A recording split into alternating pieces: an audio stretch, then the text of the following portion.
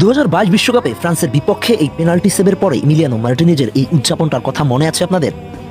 তিনি তার আগের দিন প্রতিজ্ঞা করেছিলেন, ফাইনালে আমাকে হারাতে হলে আমাকে খুন করতে হবে। ঠিক শেষ পর্যন্ত তিনি তার জীবন দিয়ে সেই কথা রক্ষা করেছিলেন। আর্জেন্টিনাকে এনে দিয়েছিল তৃতীয় শিরোপা। ঠিক আরও একবার 2026 বিশ্বকাপের আগে তার দেওয়া সাক্ষাৎকারে তিনি জানান, আগামী বিশ্বকাপে হয়তো প্রতিপক্ষ আমাকে মেরে ফেলবে, নয়তো আমি মেরে ফেলবো, এটাই স্পষ্ট। আর আমি মরার চেয়ে মারতেই পছন্দ করি। আর আমি আপনাদের প্রতিশ্রুতি দিচ্ছি, ঈশ্বর যদি চান আমি আবারও বিশ্বকাপ জয় করে নাচবো, আর আমি সেটার জন্য প্রস্তুত। একজন গোলকিপার কতটা আত্মবিশ্বাসী হলে এমন কথা বলতে পারে, চিন্তা করতে পারেন। হ্যাঁ, ইমির এই জেদ ইমিকে আজ এ পর্যায়ে নিয়ে এসেছে।